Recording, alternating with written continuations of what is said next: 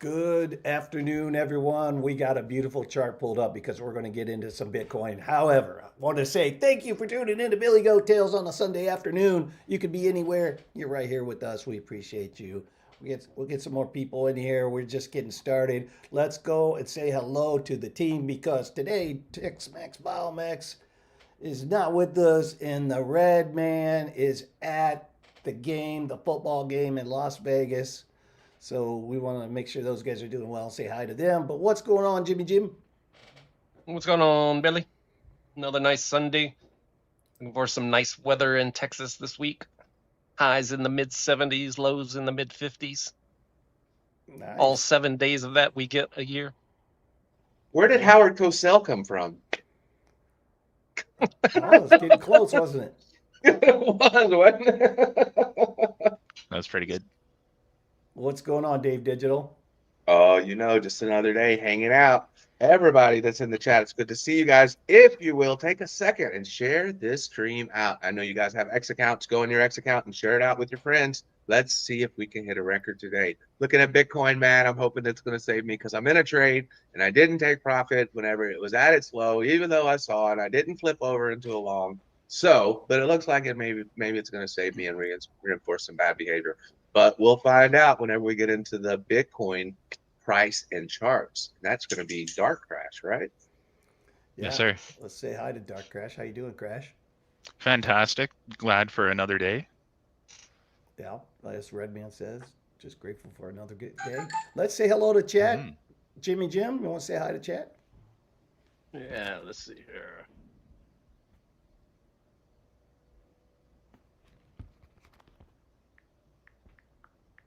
All right, who was first in the chat? That looks like Mike V, the Mod King. And then Julie came in behind him. How's it going? And then we got our guy Jesse coming in third.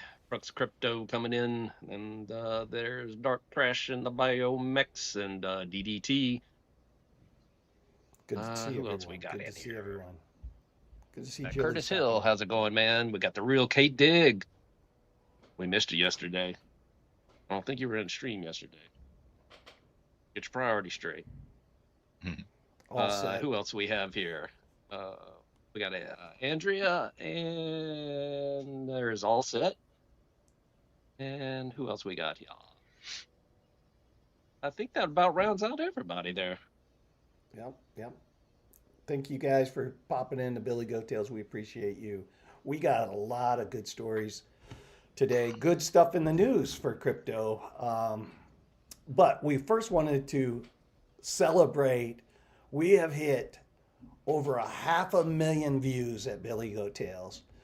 We have over pushing 1,200 videos that we put out. If you go and look at our channel compared to some of the old channels, the amount of videos that we put out, we're right up there with them. It's just a lot of grinding, a lot of hard work.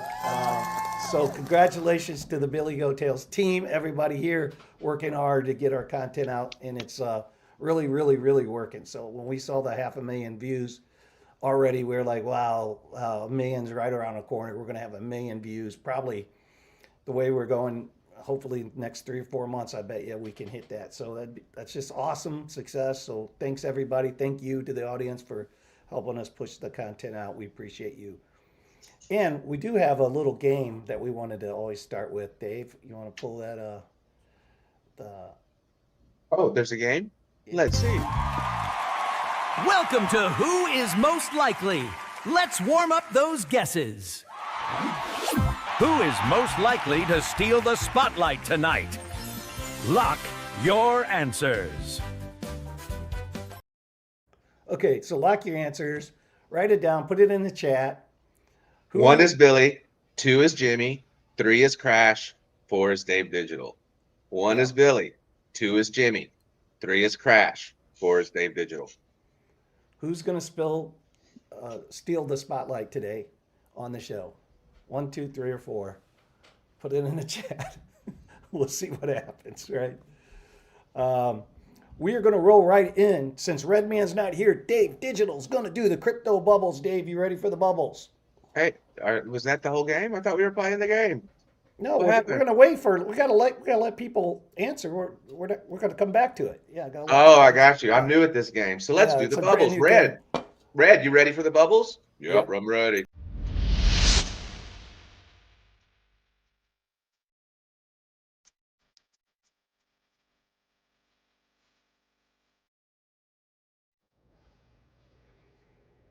There's the bubbles.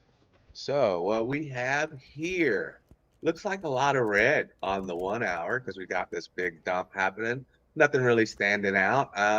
Everything about 5%. Looks like across the board on the top 100. We'll look at the daily. We got PulseX over there doing some stuff. I don't see a lot of losers or winners. So 7% at the highs, 2%. So not a lot of movement on the daily. Been slow.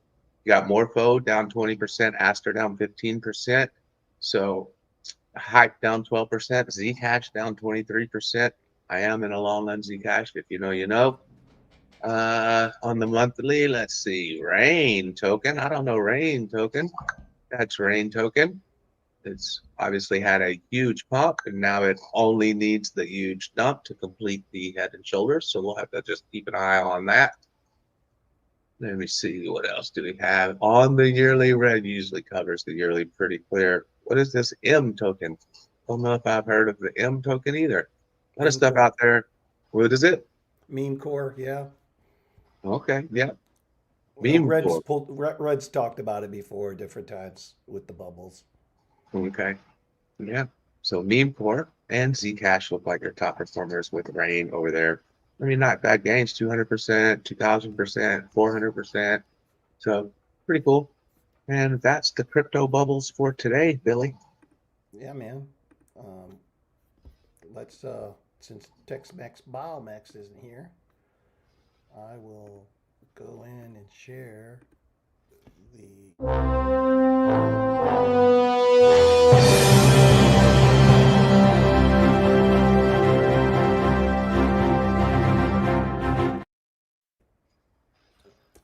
The fear and greed in the coin market cap. So yeah, guys, fear and greed still in the fear, down in 20 at 20, 22, excuse me, 22.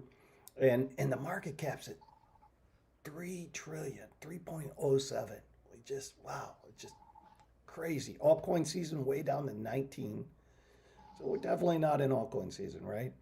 Going through some of this, Dave just hit the bubbles, but Bitcoin's at 89,317. Guess where Tether's at, Dave? Say again? Guess where Tether's at? Dollar? Yeah, it's $1 again. Tether's at $1. Wow. Don't short it. Don't Don't short it short yet. it. I'm bullish on Tether. Yeah. BNB under 1,000, $888. Keep your eyes on BNB. 888. That's Not pretty lucky, financial huh? advice. Solana down to 131. Dogecoin top 9 down to 13.69 cents. Cardano 41 cents. There's Bitcoin Cash 583. The thing needs to move. I mean, I'm up on the 7. I do have a. I don't know if I even told you, Dave. I am on a trade on a long swing on Bitcoin Cash. Hyperliquid, $28.65, down 13%, almost 14% for the entire week. Some of these, look at Sui. Sui's barely up on the 7 days, almost at 1%. Avalanche, this guy has kicked my butt, man. AVAX, every single Mine time too. I've messed with the AVAX, I've gotten stung, man. That's just one coin cannot mess with anymore. Dave Zcash, doing good. I wanted to go in, see here. They've switched this up a little bit, but I want to go into some of the gainers, or not gainers, though. Here we go. I'll go into Solana's ecosystem. Because Solana, so when retail's doing good, when memes are doing good, Solana's doing good. And I just wanted to see what some of the top gainers were over here. Look at that. LUNC, unbelievable.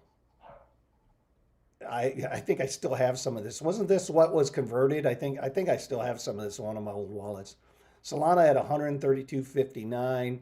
Moondig down to 9 cents. Link, and we got a little Link article I want to go into because Link's down 16%, $13.61. You can get Link right now for $13.61. Wait a minute. Wait, Billy. Can you check that again? I think it links at $800. No, Link's not at $800. It's not? Are you sure, I'm Billy? positive. Oh man, I thought Link was at $800. Somebody told me on YouTube that Link was going to $800. I was sure that that's where it was at. Yeah, no, I'll have it's to at talk to Army Piper and see. it's at $13, man. Oh, It's blowing my mind. Uh, well, we know what Muhammad would say. Everything's going to zero guaranteed, right, Jesse? Guaranteed. So looking at what's trending, Bitcoin. What is that? Yule? I've never heard of esports. That's trending. Ethereum trending. XRP trending. DMCP trending. So top 10: Solana, Aster, Cardano, Super Fortune, and Jimmy's favorite gay AI, Gaia AI. One of the two. That sounds, well, I'm not going to say what it sounds, but you know what I was going to say. Yeah, something that we can't say on Billy Goat Yeah, we're having fun already, aren't we, guys? Damn it, Jimmy. Fear and greed, guys. All right, so here's the thing. You're in fear. It has worked out for me. Can't say it's going to work for you. Just tell you what I do as best as I can. But when it's in fear, man, it's been really, really good. It's been really, really good for me. So I've lost my entire screen, Dave.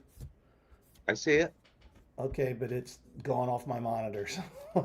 I'm like, what happened? What happened? Oh, so we're showing 22 fear, but you were just about to go into a story about that's when you buy anyway.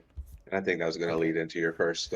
Yeah, that's first when I topic. buy. I buy it anytime it's in fear. I just buy a little Bitcoin. So it works for me. It doesn't say it's going to work for all of you guys because you have a different investment objectives, different place in life. But it does work for me buying Bitcoin when it's in fear. And the deeper fear, the better. And it really has worked out really well. So You just bought, right? When it was, what was Yeah. it, 12, 11, 8, something like that? You were like, well, Yeah. that's why I pushed the button. If this, then that. And you did it, huh? Yeah, and so yeah, I bought it at 84,000 when it was down there at 10 or 12 or whatever the number was there. But for some people, we were talking about this off air. For some people, if you're going to need that cash and you're just trying to trade it, this is not for you. But if you're trying to just accumulate Bitcoin and you go in and buy, there's a lot of way to DCA, right? There's a lot of ways. But if you just use fear and greed and buy when it's in the fear and you're looking for the long term, next 20 years, it's really simple, easy. You don't have to think about it too much. You see it's down in fear, you buy some Bitcoin. And yeah, sure, you'll buy some. Like right now, I bought it at 84. What if it goes down to 60 this bear season, right? The next 12 months. What if it goes down? Well, some people would say, wow, you bought it at 84 and it went down to 60. Yeah, but I'm holding that for a long, long time. And I'm sure, and it's happened already when we look into the future, like back in 2021 or 2022, when you're like, hey man, it's down at 16.5, I'm buying me some Bitcoin. Look into the future, you're like, that's a good price, right? That's a good price. And I feel like 84 for me, because it's low fear, is going to be a really good price for the future. But for other people that might need the cash right now, no, that's not a good trade, right? That's more of a hodl approach. And so that's why I buy my Bitcoin. And I wish I would have done that so much earlier. Like I didn't do that all the way through. It just started doing that in the last 3 years or so. So I wish I would have, because it would have paid. It would have paid really well. But not financial advice. Everybody's different. I do want to move into one of our top stories here. Well, first I got to pull it down. Yeah, the real K Diggity, he said that Billy doesn't sit around waiting for AK BTC. He's like, I'm just going in. Yeah, man, those days to me, they're not going to come back. You got all different kinds of thoughts on that. This is just for myself. I don't ever see Bitcoin 8,000. I don't ever see $30,000 Bitcoin. I could be dead wrong. I don't know the future. I don't even see $40,000 Bitcoin, but it could. Like this, 2026, we might see $39,000 Bitcoin. But my thesis would say it's not going to. You talk to the guy next to me, he'd say, "Oh yeah, it absolutely could." So who knows? I gotta invest based on my thesis, and that's what I try to do.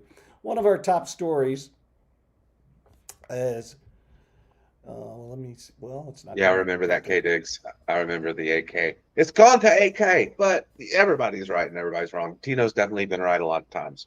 Probably right more than he is wrong. I like Tino a lot, but I do remember the AK. What you got, Billy? Oh, my eyes. You didn't even warn us. Yeah, I'm sorry, but this whole chart is not being friendly to my screen right now. What I wanted to start with is just show how I'm just going to hit allow all there. Got the Bitcoin versus the stocks. Stock market. Like, look at this, guys. October 10th, it uncoupled. So, guys, on October 10, 10/10, you see the stock market going way up, and you see Bitcoin, the green line, coming down. Right there's 10/10. So, I'm sorry. Let me get back here. See, you guys can't see it. I can't go that far over, but it showed. I wish we could pull it. I can't pull it. It's for some reason, because of the way I got to display it when I have to minimize my window because I have this widescreen. I can't get over there. I could if you guys want to look at it this way. Can you see it that way? Yeah. So, anyways, let me go back.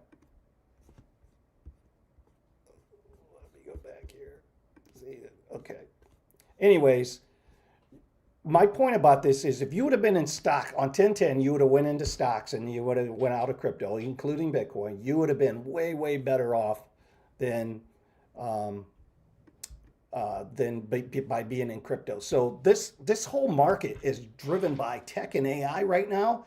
The S&P, it's always hovering around and setting new all-time highs. And we just keep hearing that, hey, the other foot's going to drop. The other foot's going to drop. The macro chart for 2026 would say that it should be a recession or that it should be a pullback, that it should soften up.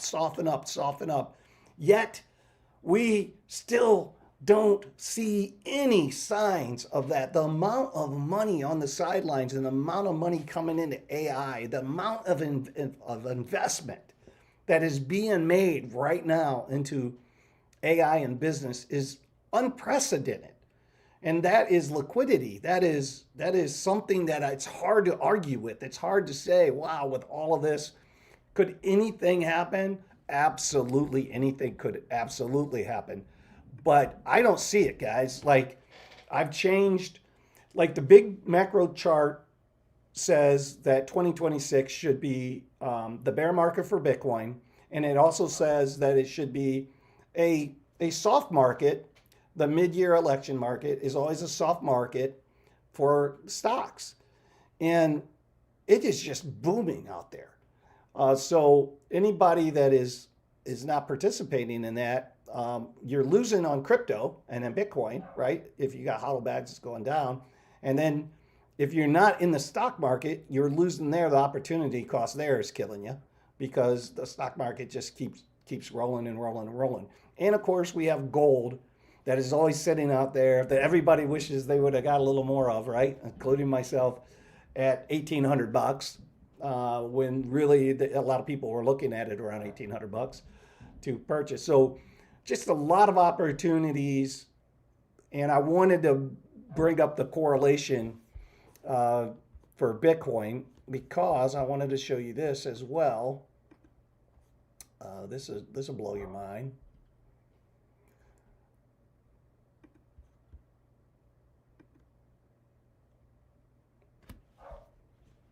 Can you guys see that, or do I gotta resize it, Dave? Resize it, really. All right, let me resize it. Hold on. I know my screen is. That's beautiful, Billy. That's super beautiful. Is that good now? It's so good. Oh, Billy. Okay. Bitcoin market shows signs of reset after price drop below 90K. Recent analysis indicates that Bitcoin has experienced a significant shift in market dynamics following a decline below the $90,000 mark.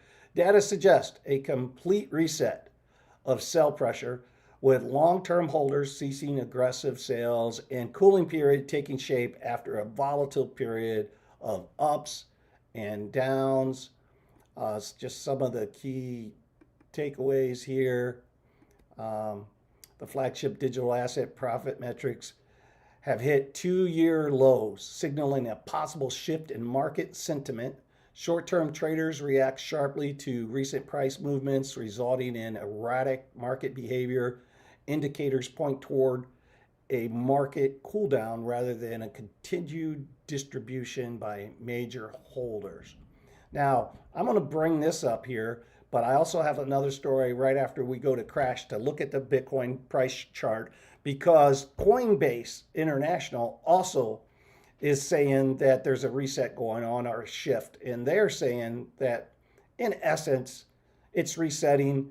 We've kind of went through the turbulence and now we're getting ready to take back off. And I'll bring that story up as well. But first, let's go to dark crash and let's hit the actual Bitcoin chart and take a gander at that crash and see where we go from there.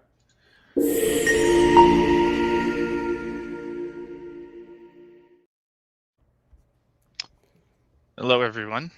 Time for some charts on the Bitcoins. So we're looking here at the weekly to begin, and we're resting quite nicely in terms of average price on that bottom spider line there for the channel that we've been trading in for quite some time. While we have already gone down below 90,000 and brought up a lot of potential good accumulation down there, I would foresee that, as we've been talking about, we are going to continue such cool down period, reset mode as it is. And I don't think that we're completely done yet. We are due for a bit of a round and a turn up, as we are about to clip and produce a green dot VWAP coming up on the bit there to eventually cross the LOI figure as much. We are kind of overdue for that, given the size of the lumps that we've been having. We've also had the 1, 2, 3, and then we've had our own little mountains down there. So she's due for a bit of a turnaround. But the only thing that's kind of got me second guessing ourselves here is the gap between the RSI and stochastics, which we haven't had below the 50-60 line together since well back in the bear market, below my red spider line, which is more or less the bear market red zone of the last cycle, and roughly the same spider line that I think it was Dave that was referring to at about 3940K, which is where price would wick around, I think, for like the absolute dead lowest. And yeah, I'm more than happy to agree with the fact that I don't think we'll see anything lower than 30K ever again, or even in the 30Ks, quite honestly, because we have way too much of a value range here that we would have to cross over before anything else. So at about 61K is where I'd probably peg any bear market bottom, if it even came to that. Because normally, from what I've seen out of these cycles here, if I just zoom all the way back a bit to this guy right here, is we see a bit of a drop and it doesn't really smash down below like the all-time high trading ranges. So that being said, if we kind of keep that in mind, looking forward to where we're at now, we more or less will probably ping around the 60s if we're going to crash to some sort of a bear market, which would actually come in line with our DBSI line at this point. Something I've been keeping my eyes on, as it was a very good marker for previous bear markets. That being said, let's zoom in just a little bit here, go into the daily. And right now, recently we've even produced a blood diamond, which has unironically turned itself around. But we're still seeing a bunch of red money flow going on down there, with what is turning out to be chop solidation, if that makes any sense. Volume and momentum very close together, so we're kind of excited around this spider line. Something's coiling up, bound to happen. Maybe a recoil back up to test at 104, 103, and give us that taste of 100K Bitcoin again before we ultimately cycle downwards in accordance with what I've projected in terms of the RSI and stochastics. Like I said, we're due for a green dot, so it could turn around real quick, but then it could very well just like curve right back down and start to form what could possibly be the upside down triple hump. We could very well just have our mini mountain here come to a trigger wave, or we could have the start of another similar triple upside down hump dragging us through a bear market for the great reset that we are experiencing. And that would correlate directly with the stock market news that we have as well. Whereas we're playing really high in the stock markets right now. Gold's doing amazing, and even though we might see a bit of offload of capital into things like Bitcoin here, which is why we're kind of seeing this coiling, constant retesting, and potential flip of my spider line. Even though there's lots of institutional capital grabbing right now in essentially what I'd like to call the sale zone down here, this whole in between these two spider lines has been a big sale zone I've been accumulating myself in. All that happening, I don't see too much retail interest coming about as a result. Like until we flip this DBSI on the 4 hour again, until we reconfirm on the weekly that our RSI and stochastics are going to flip the 50-60, there's a lot of skepticism from my end in terms of producing any sort of bullish market sentiment. But at the moment, just clinging to nice sale prices and expecting a lower drop anywhere in the 70K range. But I don't think like we'll spike anything lower than that if we had another dip right now, unless we're going to our true bear market, in which I would be eyeing as low as the 60s. That's kind of my thesis at the moment. Yeah, good thesis. I don't know, man. It's the cycles time would tell us that it's we're going to go down, right? You see Ultimately. money flow coming down.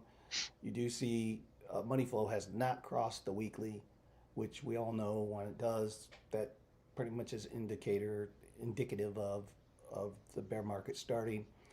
But we have definitely a decoupled from the stock market. Definitely decoupled. Stock market going up, Bitcoin going down. But some would say that. Wouldn't some people say that chart is misleading due to the magnificent seven leading the charge and doing most of the work, and the rest of everybody else not? I mean, they're probably headed the same way as Bitcoin's headed. Yeah, I mean that's always an argument that's fair. That anytime you get into the stock market and you have the Mag 7 and you pull them out, the chart shows a different approach. But you also got to think that's real. Like AI tech is carrying the weight right now. So that's like real, and that money is real. That money coming in is real. So I mean, it's a fair argument. However, it's to me just another signal that kind of where we are. However, and I want to get everybody's opinion on this, but I wanted to bring up that Coinbase story because it kind of feeds into this whole Bitcoin, where we're at right now, and the stock market. And let me pull this up real quick. So Coinbase themselves, and this is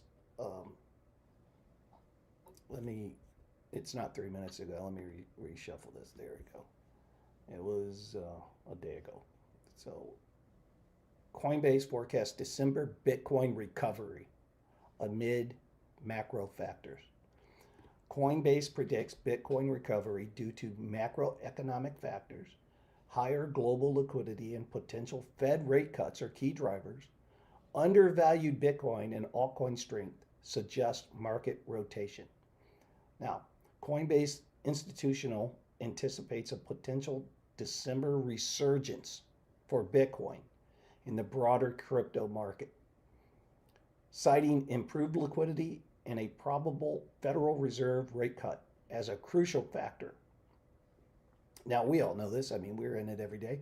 A December rebound could rejuvenate market interest, potentially increasing cryptocurrency investments amid clear economic conditions, driven partly by favorable macroeconomic policies and liquidity trends. Coinbase Institutional predicts a December recovery for Bitcoin. So it's not just some degen on the corner or some YouTuber, saying that this is what we think. This is Coinbase. A lot of smart people, and look, if anybody knew exactly what was going to happen, they would be trillionaires by now. But so it's all opinion, but they got a lot of data. They got a lot more data points. They are basically glassnode themselves, right? They have a lot of data that they at their disposal, and they're also plugged into the current, right? Like the OTC stuff, what's going on and what's in the minds of those big, huge whale investors, and they know what's coming and what's not coming in a lot of other ways than we do, right? Because a lot of that stuff has to be discussed in advance. So, anyways, what are your thoughts about that, Jimmy Jim? What's your whole thoughts about where we're at with Bitcoin, your stock market versus Bitcoin, and what Coinbase has to say?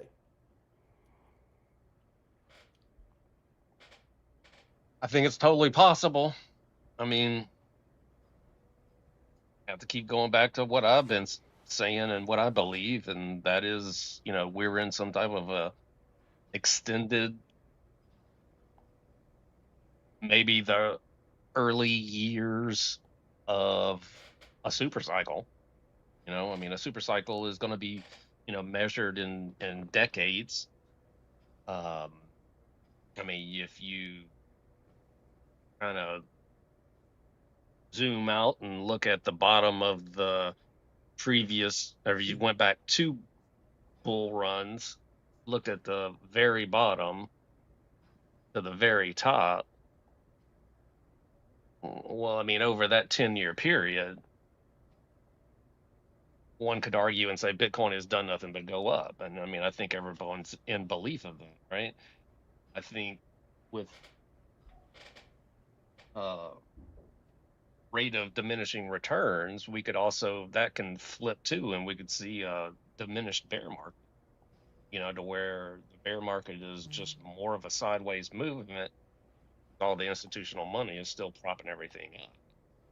And they're still coming out with new ETFs every single month, So, I mean, it's like, for me just to cash out right at the moment and say, it's over, what I've got, that's the profits I've taken, or, I have to take on top of what I've already taken. I mean, I don't know, man. I'm having a hard time digesting that pill. Well, I agree pretty much with that analysis that anything could happen. We could be, I mean, generally speaking, I think Bitcoin's in a super cycle, right? Because to your point, 10 years ago, $1,500, and now it went to 126. Right. And I mean, generally speaking, it's just going up, and you can't really lose if you're looking at 10-year chunks, right? I agree with that. I 100% agree with all of that. If you go, and Dave, maybe you can do this live if you got Grok right there. If you go back and you ask Grok or AI right now, what was the market cap at the top in 2021? And we did not have institutional investment. We didn't have any of these ETFs. We didn't have anything. And without looking at that answer myself, I'm going to say it was somewhere around 3 trillion, right? 3.2 trillion. 3.2 trillion. Like that. So look at all this money that's come in. Look at all these ETFs, and we're still below that. So all this new money propping it up, and we could never, we're not even at its high, we're below that. It makes you ponder, it makes you kind of wonder, is this going to be a diminished bear market, or is this the bottom, or is this going to be a reset? To Coinbase's article, kind of a reset and pump. So like on our charts, the way we would look at this is basically, hey, yeah, it's going to retrace down, but the bull market's not over. It's going to bounce back up. We're going to still see a new all-time high. I don't know, but I do know this. For me, when fear is that low, I'm buying me some Bitcoin, man. I mean, so to your point, long term is kind of where it's at for me. I don't know. What's your thoughts, Dave? I mean, yeah, Bitcoin's. Nobody close says Bitcoin's going down some more. People that I trust also say Bitcoin's going down some more. Some people don't give a crap, like the traders. They're just trading Bitcoin and they don't really give a crap if it goes up or down some more at all. You know, it just depends on who you look at. I mean, Jason thinks it's going down. Frankie thinks it's going down. The weekly money flow says that we're headed in the wrong direction. I mean, unless it does some kind of fake out, I think we're going lower. Is Coinbase no more than me? Probably. Probably a whole bunch more than me. You know, is their guest probably more educated than mine? Probably. So if they think that it's a bottom, then that's somebody that we should listen to. You know, there's other indicators that say we may be bottoming out. There's other indicators that say, hey, look, we haven't topped out yet. They may not say that we bottomed, but they're saying, hey, we haven't hit the top. So I don't know. It's back and forth. I think that we're headed a lot lower. You know, not a lot. I think that we'll hit the 70s or high 60s and we'll go sideways for a while. So, Well, there's like in definitely a trend line Go ahead, Dave. that I've been tracking that, like, right now to today, we would have to be at 61,000 to catch it. Right. So, I mean, I'm not disagreeing that we could be going lower in the short term. Or, I mean, if you look at the chart, this last little, where we bottomed and then now we're ranging, could we go lower to that lower side of the range, which is, you can argue and say it's somewhere between 83 and 80. Yeah, I mean, that's possible because it's in the range that we've been ranging in since, what's the date on that? November 25th. November 25th, we hit the bottom of that range, and then, Yeah, I was gonna say, so I think we already went in there. Yeah, Yeah, Huh? we hit like 79 on some exchanges. Yeah, he's right. Yeah. November 25th. And while we might be due for such kind of a super cycle, like even if we were to get a bearish kind of setup that would thrust us into what might be a bear market, I feel like it'd be more of a knife drop situation versus a bear market bucket that we've seen in the past. So I don't think we'd see too much. Like as you guys are mentioning, there's so much energy, so much momentum in tech and interest in just the next generation of things, for lack of better words, that we're kind of in that next phase where everyone's dumping their cash and moving over into the next industry. So I don't see why we would just have either flatline like where we are right now, crawl back into the channel and hang out there for another month or two, and then go into our super cycle run and then just make 2026 look like a joke and not actually be a bear market like we're expecting. So anything's possible. Because I think, right now on the chart where I've got these, channels drawn out, I mean, we're literally, we're in between in this unknown territory. I mean, we just have not been hanging out in that. Let's see. It's been since I don't those see two your trend screen. Are you lines sharing? crossing. Are you sharing with No, us, you Jimmy? want to see? Yeah, Yeah, show I us. will. You know you want. You know I want to see.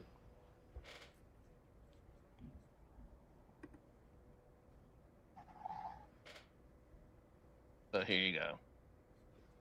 What I'm looking at is down here. Right.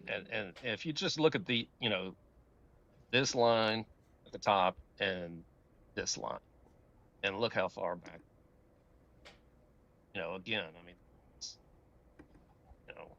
start saying the bottom trend line started in October of 23.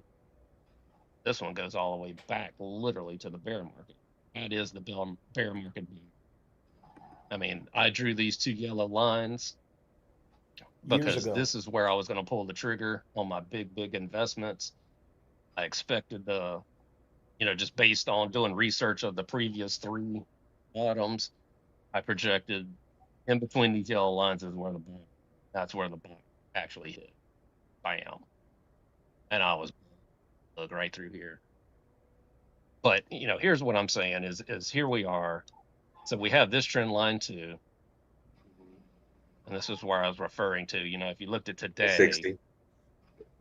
61-ish. But, we just haven't been, living in this void at all. So that's says indecision to me. But because we're here popping and as low as, I want to call it 80.5, whatever. I think we're just going to keep bouncing here until, the bubble breaks. Either we're going to get some news and boom, or we're going to get some other news and boom. And it will make those sounds when it happens. That goes pew. I mean, just with your trend lines, if those were similar to spider lines, but they've obviously been respected, that's a break and a retest. So that's super bearish. If you're just going basically off the trend line, so you broke it, you're retesting it, and that should go to your next trend line. Yeah, that should this get wedge to right where here you're is saying. uncertainty. Yeah. That trend line matching with this one, this area pizza wedge of to me uncertainty. says uncertainty. Yeah. Dipping out of it, we dipped out of it back here and went back. Yeah, up, but that's a full break and a retest. That's clear. Yeah. That's the OC retest. But that's why when I'm drawing lines, I'm looking for like really long term, trends. Yeah, when I'm drawing on lines, that was the line right there. I expected, when we were doing this, I was like, this is my red alert, emergency, break glass line. That's a good buy zone. No, it is. Yeah, but it's a that good buy is zone or a good buy zone. I believe if you pull this back, that's going to be the price on election day too. I think election day was 67, 65, 67. So Yeah. what is that? The market here, so maybe it's this one here, 67-ish. Yeah. So that's red alert. You get here, we're changing history. Yeah. Yeah, that's one of the factors why I don't see $35,000, $40,000, $50,000 Bitcoin anymore. But who knows, right? These are That's what we need. We need the Mac Rib to come back. It did. Yeah. It came back. It came back like 3 weeks, 4 weeks, a month, 3 or 4 weeks ago. In October, it came back. Or was that October or November? Why did I miss that it was log on? back That must briefly. This must have been the Mac Rib pump right here It must have been. Yeah. in October. Did she get you one, Billy? Was traffic too bad? No, I got one. I always get Yeah? a McRib. Yeah, I always get a McRib when it comes back. Yeah, that's how I knew it came back. I had to get my McRib. Yeah. Good stuff. Yeah, if I would have noticed, I think I would have got one. I would have caught myself into it. But at any rate, Yeah. To DDT's point, market structure before trend. Yeah. And we're talking macro things right now. Like we're not talking about like a trader's view. Yeah, Jimmy's not talking from a TA perspective. He's talking about this is what I've been watching. This is my trend line that I set, and this is what we've been holding for a long trends time. are my friends. Here's my other that's trend what line. I'm looking Yeah. for. Yeah. Yeah. I'm not a trader. I've said it a million times. I'm an investor. I'm just looking for, key spots to get in and get out if, Yeah. that's in the plans, Bitcoin, it could drop to 50. I'm still not selling it. That is just not part of my plan. I'm holding that till my son graduates college. And probably when he does that, then I'll cash out. And I'll go on a long vacation. What if he doesn't go to college and he just hits it real big on YouTube? Then I get the vacation 4 years earlier. There we go. Perfect. But, from Ethereum down in my list, it's all on the chopping block. Yeah. Honestly, if I saw $4,000 Ethereum again in the near future, I would probably dump it all.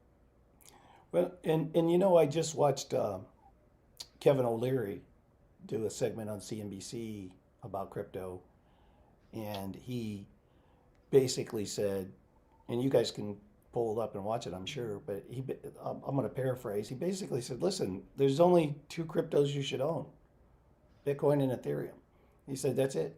He's like, Ethereum has captured everything. It's like he said, the rest of these, they're going to go away to the wayside. Like all these other projects, he said, it was a good experiment, but like the real Wall Street investors those are the two. Now, we're the crypto degens, right? So we've been in the market. We're deep into all kinds of utilizing the crypto space, right? Utilizing, for me, it's more of the nuts and bolts on Cardano's blockchain, right? Using the blockchain. But, he might be right.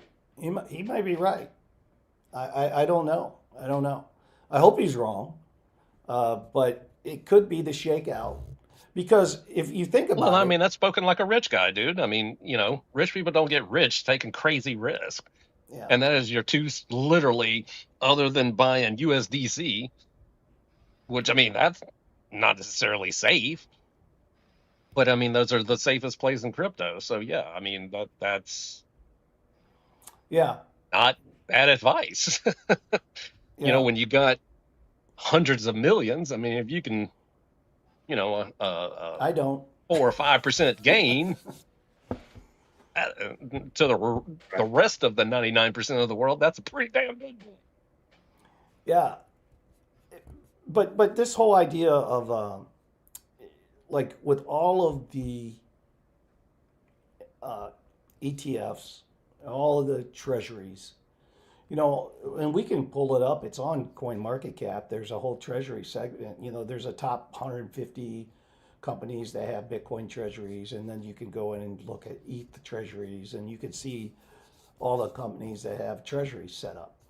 And then you have the states, and then you have the countries, and you have all this adoption and the ETFs, and we are still basically at $3 trillion market cap.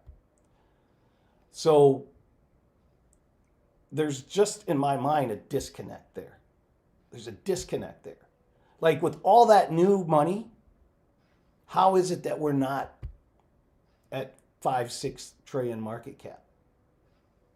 And if that was the top, and we only got to, I think if we go back and look, did we even break 4 trillion?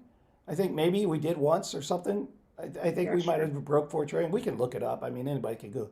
But that is nothing for all this new billions and billions of dollars coming in. So there's something awry there to me. There's something that says, where did all the money go?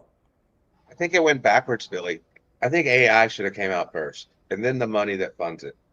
And I think Bitcoin's the money that funds these autonomous transactions or crypto. That's how that's going to be done. I think it just happened backwards. I think Satoshi came out too soon. I think he jumped the gun a little bit, but I think it's going to catch back up because you could see the adoption of the AI, right? And how it's growing so fast, way faster than the Bitcoin. I just think that Bitcoin maybe came out at the wrong time, and maybe it should have came out after the AI. And AI sucked up that money at first, but now it's going to reproduce all the money to go back into the Bitcoin. I think that's when our market cap starts to grow once AI starts actually transacting in crypto on a large scale. Yeah, it could be. I mean, what? Let me see here. Let me measure it real quick. That's bottom. Can everybody agree on 15.5 as being the bottom of Yeah, the good last enough. book Yeah, of the good enough, bear yeah. market? Okay. Yeah. And then all the way up. The 126.5, basically.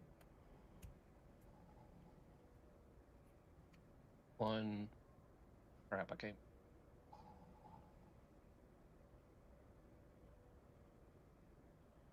I mean, just from the bottom to 110,000.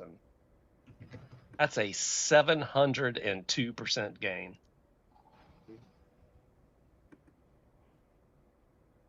7x. A 7x on Bitcoin. Yeah, Bitcoin So is I king. mean, to 7x, I guarantee you, if you rewind the tape, go back on YouTube and listen to what everyone was saying through the bear market was, you can put your money in Bitcoin, but you're only going to 2 or 3x. Mhm.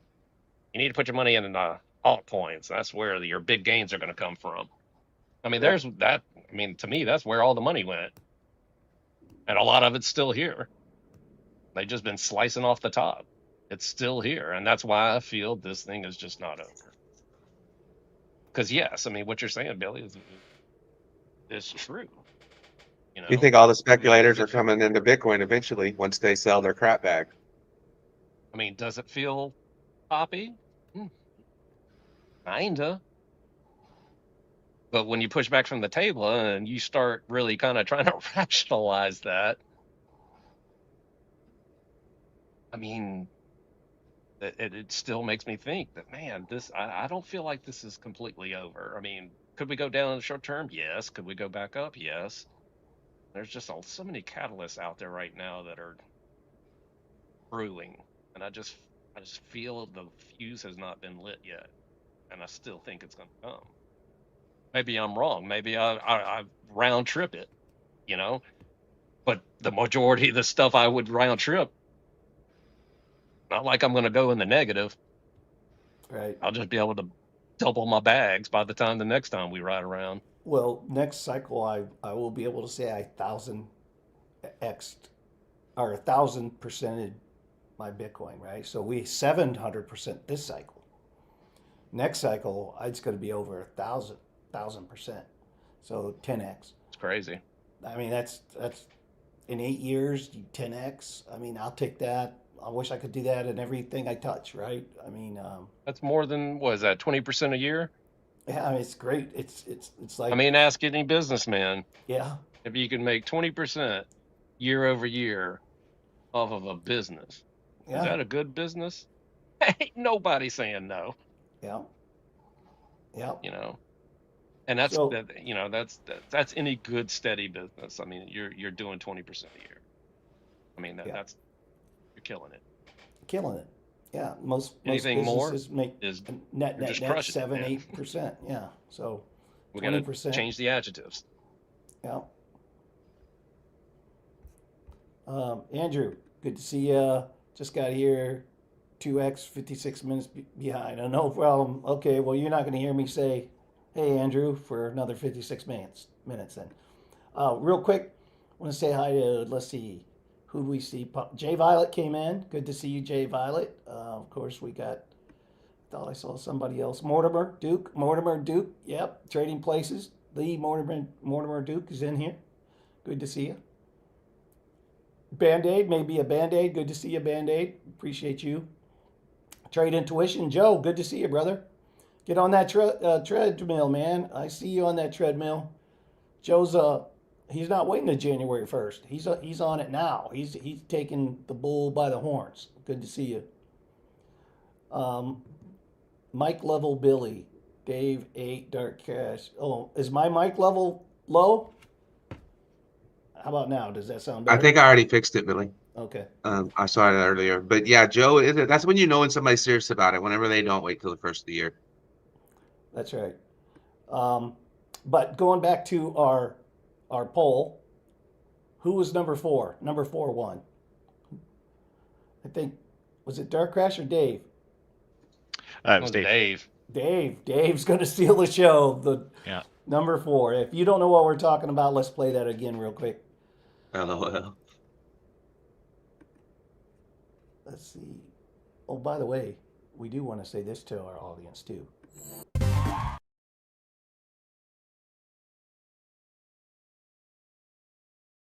Go ahead, Billy. Sorry, I didn't know you were doing it.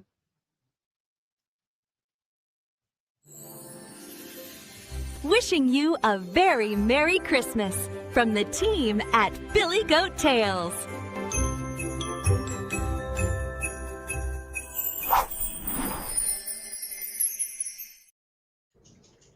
Can't forget about Christmas. Christmas is in our spirit. But for those of you just tuning in, earlier we had this little poll. Welcome to Who is Most Likely? Let's warm up those guesses. Who is most likely to steal the spotlight tonight? Lock your answers. And the vote came in, and it was Dave Digital going to steal the spotlight today. So we're going to have a fun little poll, like a live poll like that every show, hopefully. That's what we're going to do. But well, Billy, I think that Yeah. the game is that's just the intro part of the game, and then you come up with the questions after, and then you say, "Oh, who is most likely to put out the siren noise today, or the fire alarm, smoke alarm?" I would vote Jimmy. that would be the beep to the smoke detector. That's Jimmy. Yeah, that would be. I would. Oh, there it is. Yeah. Well, I do want to go in because Crash, I don't know how long you can be with us. I know you got stuff going on. So before. Oh, I'm good. I'm good. I can You probably good? make You the whole got time? time unless somebody calls. Okay. All right. I did want to pull up. Let me pull this down. Close this up. Let's see. Going out of order a little bit on you, Dave. Just so you know. Don't yell at me. Let's see. Share screen.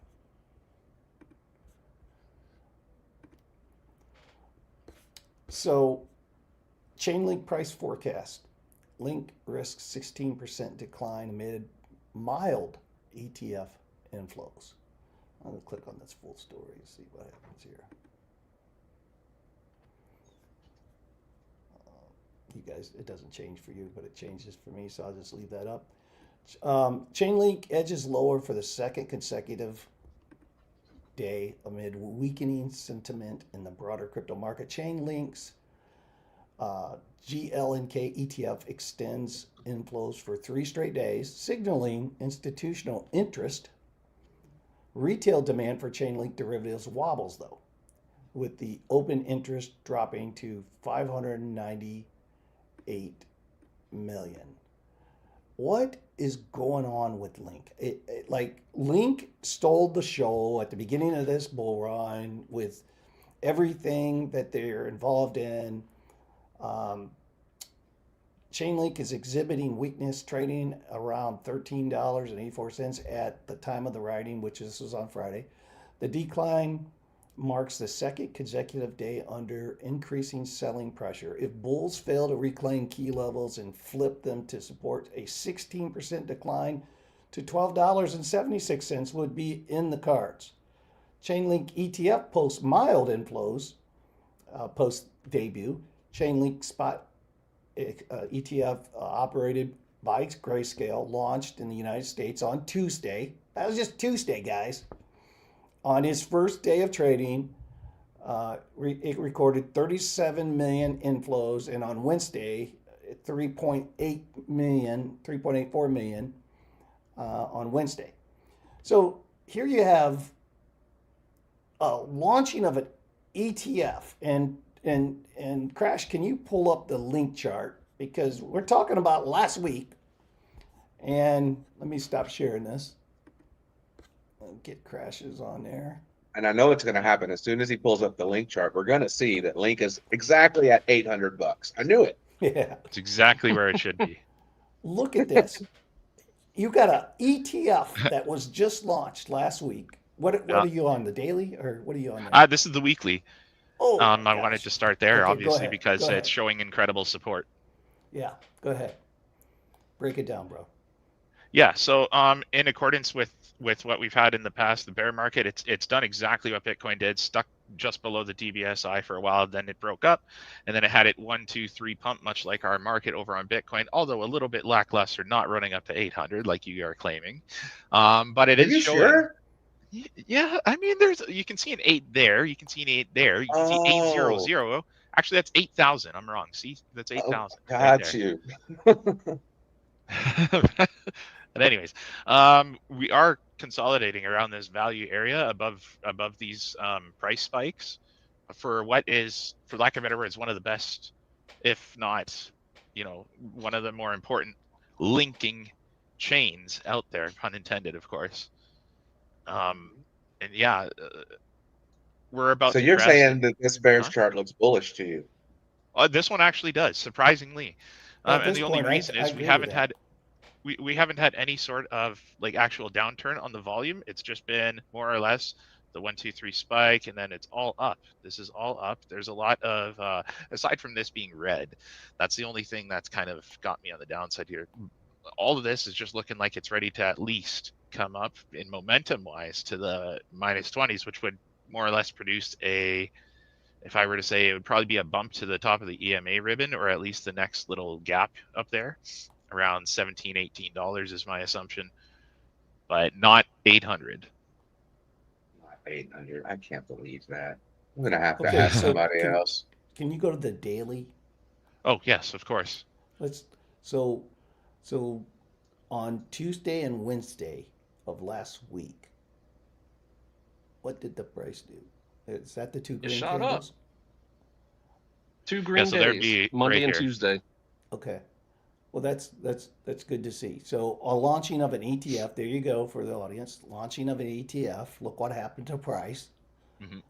It went up, and now it's come off a little bit. But so Now it's is resting in Bitcoin. its value area. Yeah.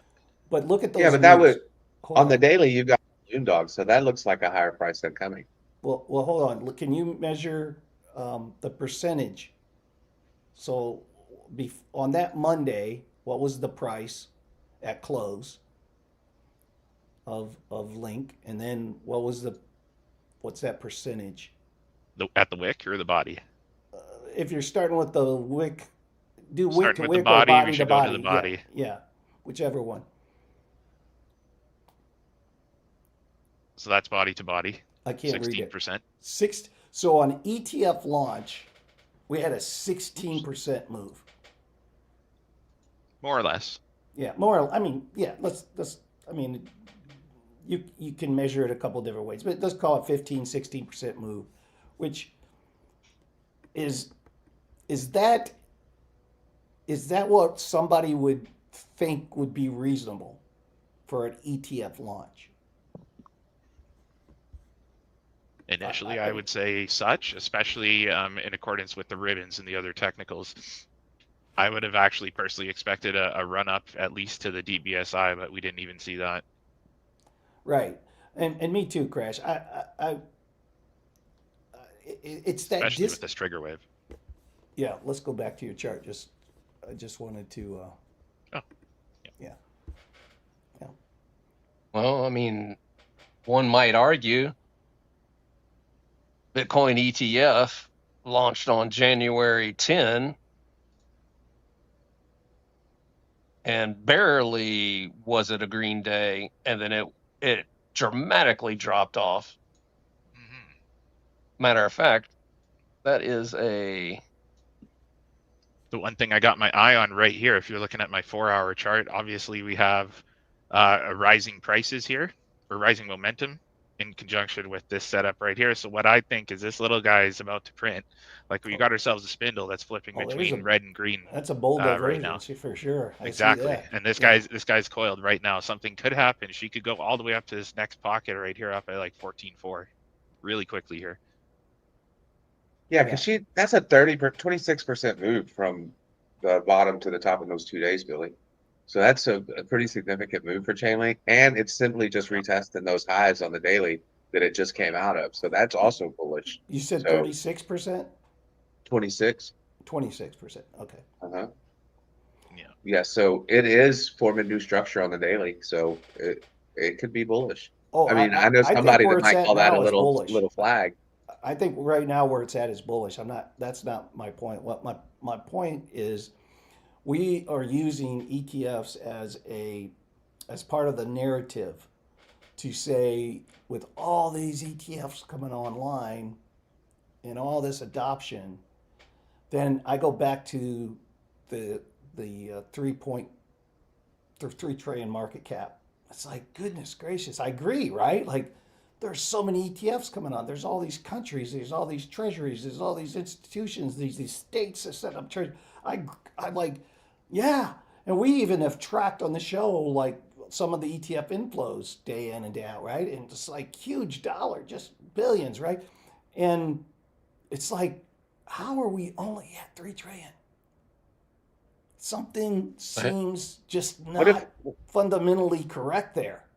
What if we end up really not being the ones that actually transacts with it, but our agents transact with it? What if that's the catalyst we need? What if they're taking that liquidity that you're looking for, right? We're at 3 trillion. Where did it go? Well, AI showed up. It took it all. It took every dollar that we have and all the energy too. So what if it's just we're not, you and I, or we do, but the people in general aren't the ones necessarily that's going to be adopting it. It's going to be their agents that adopt it for use. And that's when we get the big push to the 10 trillion, to the 20 trillion. You know, when that's the big adoption, when the agents start transacting with it. You know, maybe that's the catch that we're going to need. Could be, yeah. I mean, because you're right, 3 I mean, trillion, why are we going backwards? But I think that they took our liquidity. I mean, but rightfully so. I think they might have needed it before we can actually grow where we need to grow. At Jimmy's point, Billy, if you look at the Bitcoin ETF, yeah, the 2 days before the Bitcoin ETF, Bitcoin ran up about 9%. okay, The day of, if you look at that candle, it was about 15%. It ranged, and then in the following 2 days, it wiped out everything it gained. So, I mean, you look at Chainlink, and I mean, it's technically, I think, doing better than, the first week of Bitcoin, because once the ETF launched, Bitcoin just continually went down. Matter of fact, it went, if you say the day after the ETF, it peaked. What was the price? The day after, Yeah. it peaked at 49,000. And then in the following days, it dropped. How many candles is that? 1, 2, 4, 5, 6, 7, 8, 9, 10, 11, 12. That's exactly 2 weeks. The following 2 weeks, Bitcoin price went down 21%. Yeah. So, I mean, I hear that. And I think what Billy's looking not for is wild the liquidity. numbers. Where's it going? Right? Yeah, I'm just trying to illustrate it for our community that, like, when you hear ETFs and you could be bullish, but you don't get huge moves. Sometimes you get them down. That's for the micro, the local strategy, the trader strategy. But then for the macro strategy, for like Jimmy's philosophy of trend lines and bigger picture, Bitcoin ETF came out, is at $49,000. And today, what is Bitcoin right now? 89,000? What, your ticker up there, Dave? Typically you have your ticker up there. I don't have it up. Yeah.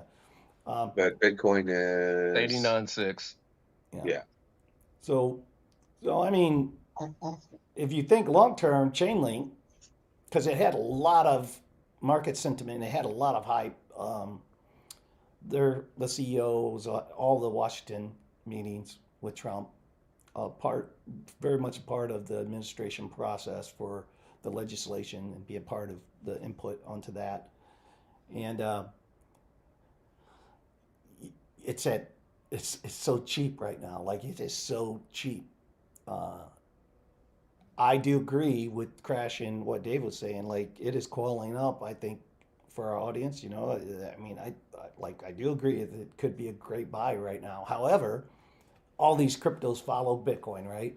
For the most part. I mean, there are some that you got news out. One crypto, as a side point, that Chainlink's a part, or Coinbase is a part of, is that the ticker's MON, MON. And I don't know if MON, it's on Coinbase. Is it Monad? Monad, yeah. So I got airdropped from Coinbase, so because I use Coinbase a lot, right? So I got airdropped some Monad, and I started researching it. And this is on the degen side, right? Because I have all these degen bags, right? These coins that I just buy and throw in there and forget about them most of the time. I just in case, right? So a lot of the AI coins I threw in there, and that's one of them. That's one of them that I threw in the degen bag. But my point with Chainlink was more about Bitcoin came out $49,000. Today it's at 89,000, and its ETF came out. What'd you say, Jimmy? January. So here we are, not quite a year later. Where is Chainlink going to be in a year from today? And just had their ETF launched last week. Any predictions? Dave's $800 prediction is. Well, you know it's going to 800, of course. But if you look I mean, at I think Chainlink, go ahead, Jimmy. I was just going to say, I think it depends tremendously on what Ethereum does. I mean, it's an Ethereum token, So I mean, yeah, you might see some gains, but until Ethereum really makes a Well, move. it's an oracle, right? It's a lot different than just another crypto project, right? So it's positioned in a unique way compared to most other cryptos, and I do see that, like, behind the scenes, a lot of projects have to use Chainlink. I mean, it's one of the ones that it's what I liked about Dot, but it's never come to fruition. Is I almost like Chainlink's an oracle, and I almost look at it like Dot's a layer 0, right? So you don't have a lot of layer zeros out there. They're in a unique position to do things that other chains can't do. And so I look at it and think, well, that's the moat we talk about in investing, right? Right? What is the moat? What is its unique advantage that others don't have? And you break down Chainlink, and it has several moats. And you would think that it would have done a lot better. But to Dave's point, and it's why I think it decoupled, the money is in the stock market right now. It's not in a crypto. That's where the money is going. It's going to the stock. It's going to this AI tech stuff. And I say tech, blockchain is tech. I get that. No, it's just going, like you say, it's just going in AI. The top 7 are heavily invested completely in AI. They're going all in, all in. They're bringing them out. They're putting them on the table. They're going for it. And supposedly they're investing more money than it's so big that they're just saying there's no chance that we can lose. I mean, these bets that they're making are bigger than we've ever seen anybody make ever build an infrastructure that's not going to be ready for 10, 12, 13 years. Yeah. So, I mean, they're going all in. And who does that remind you of? What do you mean? A lot of these companies that have stockholders that are basically using their forward earnings to pay for the investment now. So they don't have the money. They're using debt too. Using debt, and they're trying to they're spending that money because they feel in 10 years, it's just, they can't lose. Who does that sound like? Who does that sound like? That's Michael Saylor. But that's Michael Saylor with Bitcoin. Yeah, but they're coming a way different angle. They're saying that what they're going to build is going to do every job that's out there and will be able to produce all the money that it needs to produce. Yeah, Michael's just saying that he's got the Bitcoin you're going to want later, so he'll sell it to you later. Yeah. There's only 21 million of them, and it's the rarest digital asset on the planet, and so yeah. But the mindset of going all in, and a lot of these boards, they've convinced their boards, their CEOs and the boards to spend money they don't have, and that's why there's talk about the bubble, right? Is it an AI bubble? And I'm going to say it's absolutely an AI bubble. I'm just firm on that. It's absolutely an AI bubble. That's my own worthless opinion about it. The reason I feel that way, we saw the same behavior back in the 90s with the internet bubble. And even though the internet lasted and it's become everyday use, it does, and we all know that. We use it every day. The bubble still happened. The bubble still happened. The dot-com bubble still happened. So I say it's the same. We're going to use AI. It's going to be integrated. Everybody's going to use it. We're probably all going to have robots in 5 years. We're probably all going to use it for every piece of software that we're utilizing, but it doesn't disconnect itself from right now. I think we're in a bubble, man. There's so much spending going on trying to position just like it was for the dot-coms. That's exactly what was happening. It was just spending money like crazy on things that some companies just are going to lose. They're going to lose. But that doesn't mean the technology isn't going to stay around and last, because, of course, we know everybody uses the internet, and it's lasted and will last for probably forever, right? So, And it's an ugly game, and so it'll probably be even uglier than the .com. I mean, if you think about it, whoever gets to the AGI, let's say that 1 or 5 companies get to AGI, everybody else loses. So that's whenever they're just going to effectively just go back and shut down all the competition. You know, you're right. That's where the bubble pops, is whenever somebody wins, you know, and they just take all of it. And I think that's, if we can get to AGI, and it seems like they think we can, then that's whoever gets there first wins. yeah. And if you were looking at Chainlink, talking about its price, and again, I don't know if it's an asset that it plans to have a lot of price. I mean, because if you think with a lot of crypto, a lot of them got their money first, way before they did anything. You know, with normal companies like Ford or Coca-Cola or anything like that, they had to start and grow and grind and build and do decades of work to get to the levels that Dogecoin got to. You know, so a lot of the cryptos, they got their money first, and now they need to kind of go do the work behind the scenes. I mean, they got paid up front, and they were way overvalued. You know what I'm saying? Like, whenever they did these ICOs, these IPOs, they were way overvalued. They got all their money right now, and they didn't do anything yet for it. Like Doge is, like you say, it's worth more than Ford. It has nothing, and Ford has been grinding for so long. And so I think that they need to go do the work now. And I think Link's one of them. I think ETH's one of them. You know, I think they just need to go back and do some work, you know, earn the money that you got given at the beginning just because it was hype. And those that did the work with it, I think they're going to win. Yeah, I agree with that, Dave. It's it's flipped backwards from traditional startups. You in crypto, you can launch a coin and tell everybody this is what it's going to do. We're going to build out, and people buy in on the hype.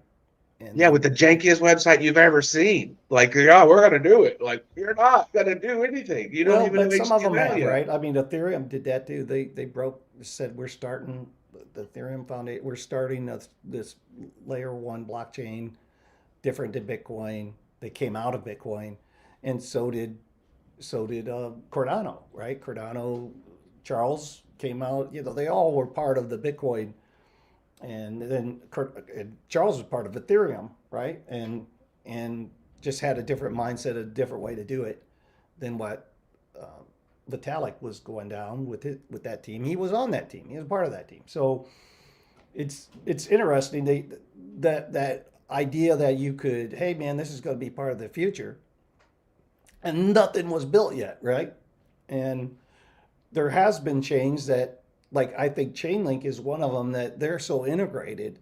A lot of their work is just silently being done as part of the software with many chains. You know, because they're moving things off chain to on chain, right? They're in a lot of segments of the blockchain space, the entire blockchain space. So I don't know. But their price is exactly the same as it was in November 2020. I bought Chainlink.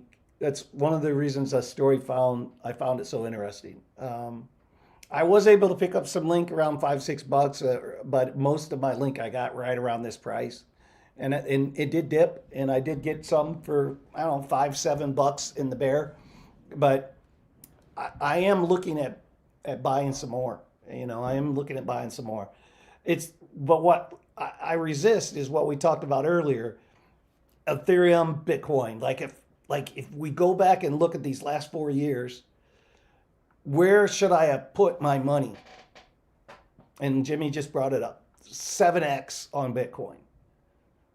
Well, we didn't. ETH didn't 7x. DOT didn't 7x. Cardano didn't 7x. And I got Cardano at 24 cents, but it didn't 7x. So that's what I get resistance. I get like hesitation because, and then step back one level. Why should you be in crypto when we already showed you the chart? Right now, the world is invested in AI, which is in stocks, the Mag 7. So when you're looking at opportunity cost and you're thinking about, I could put it here, I could put it here, and you're looking at two sectors, and then you choose a sector, and then you within that sector, I could put it here or here. You really got to really pay attention and think through it before you just go out and jump in and spend your money. I certainly would do things a lot different, knowing what I know now for the last 4 years. In the 4 years before that, like in 17 when I came in and rolled at 18, 19, 20. 20 was a really good year because I didn't do anything really from 17 to 20, but 20 I jumped back in and started paying attention. Well, in 2020, I was like, I did well to 2021 top, right? Those are good times, right? And then I round trip, and my takeaway at 21 when it started going down in November, December, all the way for 12 months, my takeaway is I got to have more Bitcoin. So I get more Bitcoin. And then here we are now, 4 years later, and my takeaway is still the same, man. I need more Bitcoin. It's like I've become more of a believer. So when you start to think about these opportunities, you got to be very careful, right? And think through it all because, there's a better opportunity out there. That's what we want to do is try to bring these up different mindsets and opportunities to people. Let them make their own decision, of course. But I wanted to show you this. Doggone it. I did it again, didn't I? Didn't bring it down. Hold on. Let me pull that down for you. Where was it at? Oh, Billy. Can you guys see that? I can't pull it down for some reason now. Public company. Bitcoin. Yeah, here we go. Here's how that Dave Digital. Okay. So, and let me refresh this. We were talking about this earlier. I forgot I had a tab open, but these are public companies with Bitcoin treasuries, all right, in the U.S.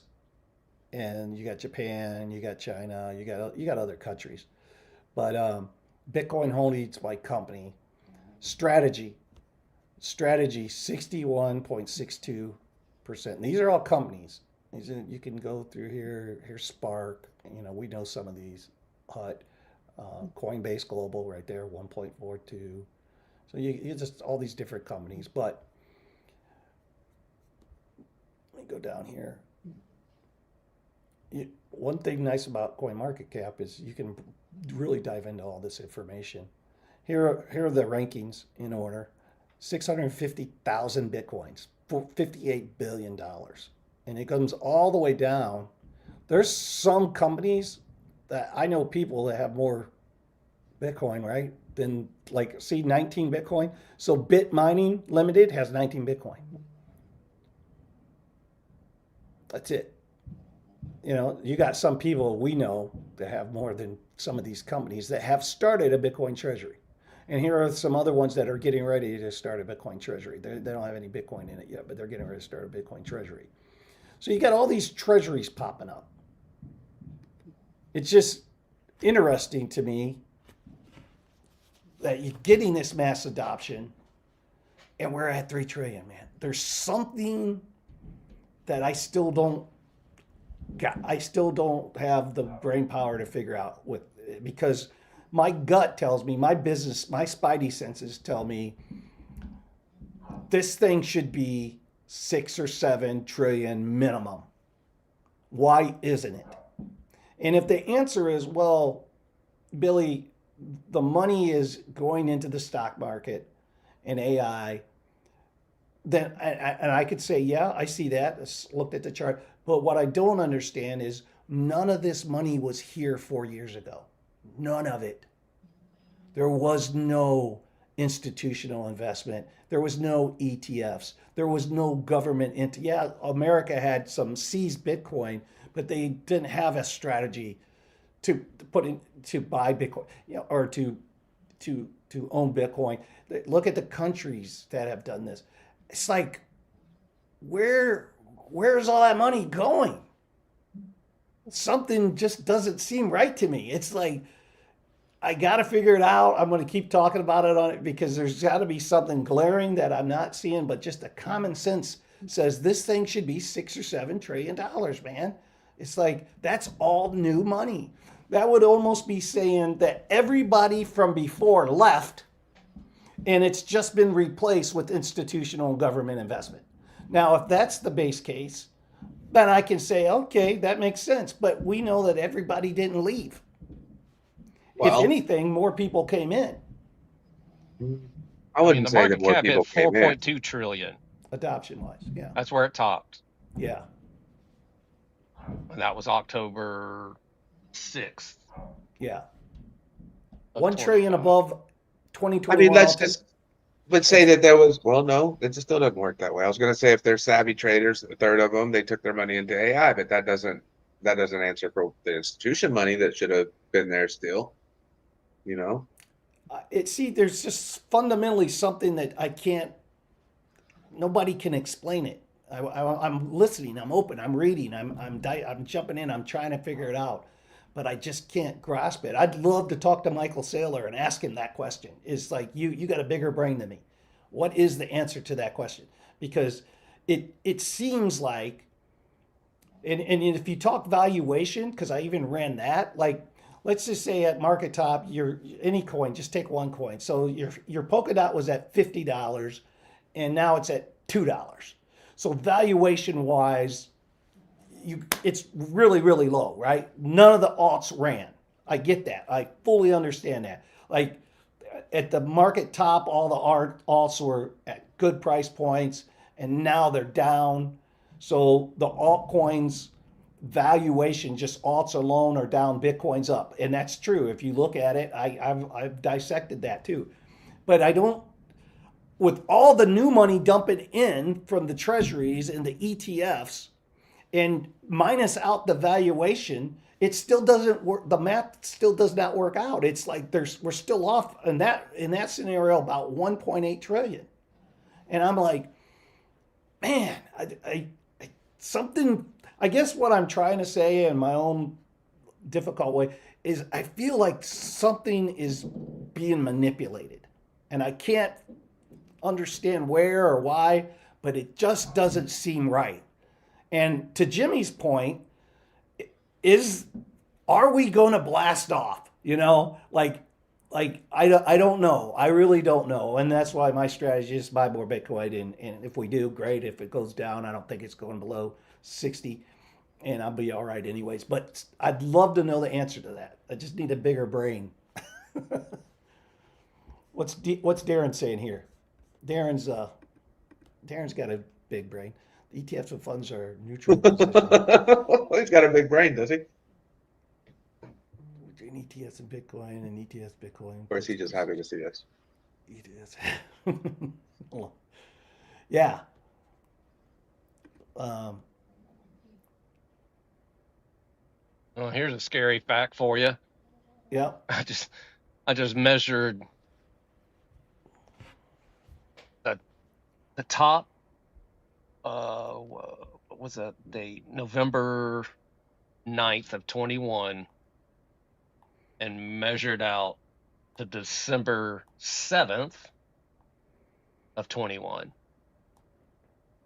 and we dropped 29.59% before we ranged for almost a month, and then we started doing the down escalator, and then I fast forward the tape to the theoretical top right now to today. It's 30%.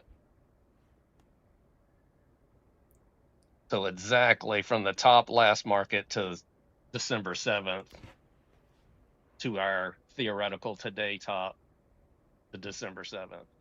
Exactly the same percentage decline. See,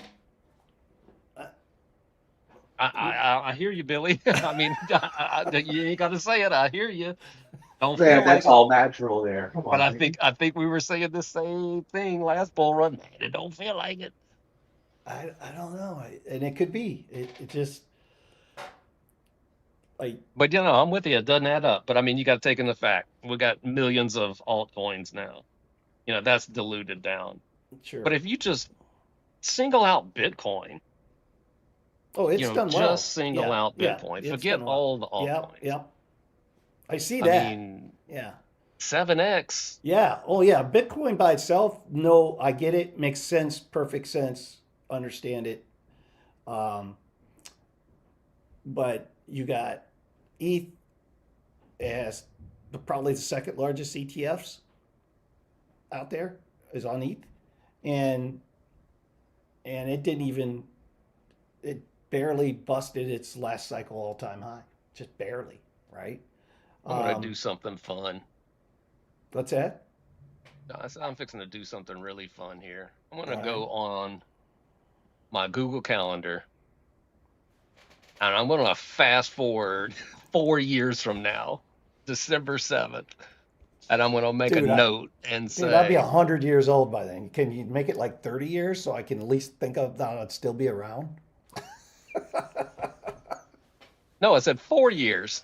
Oh, I think you said 40. I was like, doggone, man. The next bull run. I want to see Oh, 4 years from now on December 7th, have we, yeah. go back and check. Is Bitcoin down 30%? I'm just going to make myself a note. Yeah. Just like I make those little notes for you, And Billy. that's Like I specific call you to, out of the blue, and I was Yep, like, I've got yep. something on my calendar that said to Yeah. ask Billy about yeah. blah.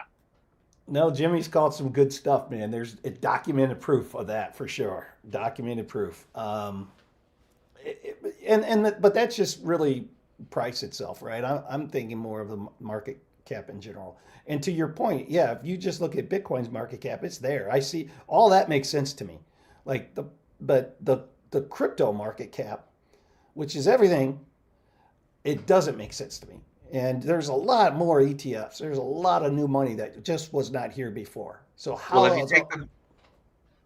take the maxi point of view, I mean, just like Jimmy explained it, everything else is trash. It's Yeah. Bitcoin's the only thing valuable, and that's what the market is telling us. I mean, obviously, there's a few of them that aren't, but most of everything else is trash. Yeah. So hopefully all of this dialogue and conversation has got everybody thinking about it. And that's really what we're trying to do is invoke some thought. Crash, do you got anything on that whole topic before we move on? There we go. We're working. Could you just rephrase the question? Well, we're kind of going to segue. Been talking about Bitcoin and just the whole total market cap and everything. I didn't know if you wanted to weigh in or because we're going to move on, but I didn't want to say move on without getting your opinion. You've been quiet a little bit, so. No. I mean, it's just something that I've been eyeing. Obviously, we have the decoupling of the stock market as we started off the stream with. So just trying to keep in mind like where our market cap is and the fact that the whole you said it should be about 6 or 7 trillion if I'm correct, which I agree with you completely. The only reason we're seeing it as it is right now and the mystery that you feel is surrounding this situation is what I believe is going on is these institutions are just trying to drive up the ETF liquidity so that they can make their money to pay out their people right now. It's more or less just the cycle of things, right? And they're just trying to get their cash, their payouts, and then the cycle begins again where they fill in the market, try and pump their prices and so on. So right now I feel like the market cap suppression is completely artificial. Well, it does That feel there's no artificial superficial to thing. me. It certainly does. With that, and we did bring up, the decoupling from Bitcoin, crypto, and the stock market earlier in the show. So scrub back, take a look at that. But U.S. consumer sentiment rises for the first time in 5 months. So we're hearing all this, like 2026 is going to be bad, and it's, you know, the cyclical, and it's a midterm election, cyclical, and typically market. You can go back and look at all the research on that. But sentiment just popped up first time in 5 months. U.S. consumer sentiment rose for the first time in 5 months, bolstered by a more optimistic outlook for personal finance as inflation expectations improved. Because, you know, we hear things like the consumer debt and credit card balances are increasing. We heard that this is one of the Christmas shopping calendars or years in which there was more consumer debt put on credit card. Or there's a huge balance, or, you know, there's a lot more money this time around. You know, we're hearing all this stuff, right? But here, sentiment went up first time in 5 months.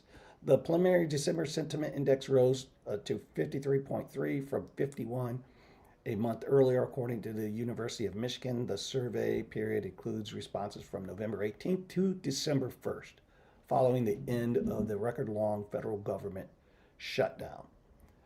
Now, how much did this shutdown impact sentiment? I mean, just to get rid of a government shutdown and get restarted, I would feel better, especially if I'm a government employee, right? Consumers expect prices to rise at an annual rate of 4.1% over the next year, down from a month earlier, and the lowest since January, the report issued Friday showed. So you can see in graph form. Costs rising as an annual rate of 3.2 over the next 5 to 10 years. So there's your. No, this would go in line with what I just said. Institutions, taking up that liquidity of consumer interest, and this correlates to the individual's feeling about their payouts on the ETFs and how they're talking about it with their family and whatnot. And that's what drives the sentiment at the moment, in my opinion. Yeah, and there's a lot of proposed in the big beautiful bill. If you really, we should do an episode on that, just dissect. There's so many unique things in that bill that I didn't even know about. As I started using AI to dissect it, I am not a big government or big legislation guy.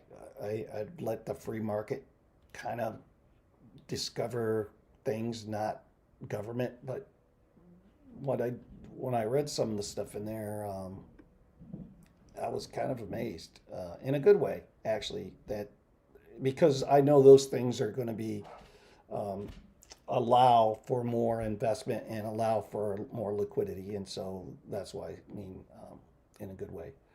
But anyways, what do you think about this, Jimmy? Sentiment up 5 for first time in 5 months. You agree with that? Is it up for you? Do you feel that way? I mean, I do feel like some things are getting ironed out, but I still think there's, just still a lot of things that need to be addressed for people to really start spending money again. I mean, still got tariffs out there.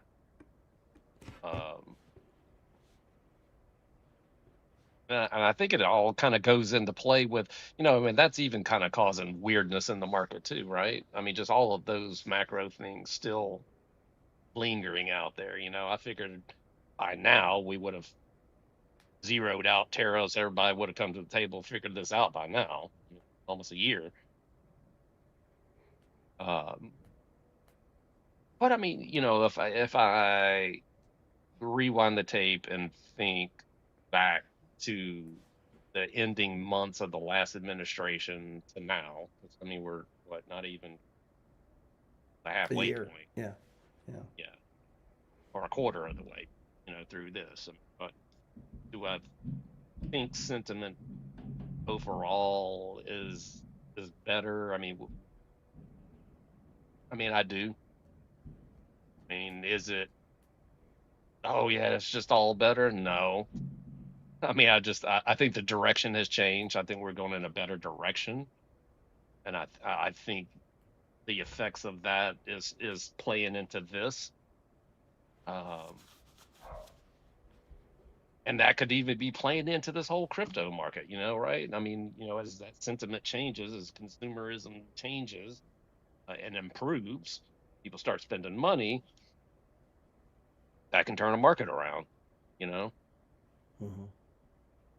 So, I mean, it's just like, I'm with you, Billy. I mean, I'm just, it's maddening, to try and rationalize anything this market, you know? I mean, I was like, man, this one's, starting similar, but I got a feeling this one's going to finish different. And I mean, you know, that's still yet to be seen. Are we finished? I don't know. Maybe not, I mean, Well, but I think overall people do feel, just generally speaking, things are better than, let's just say, 2 years ago. Maybe not in a pocketbook, but I'm just saying that sentiment. If you just ask people on the street, you think things are a little better off than 2 years ago. Generally speaking, the answer would be yeah. How about you, Dave? It- Agree with the sentiment going up? Tell me again about the sentiment that I'm agreeing with.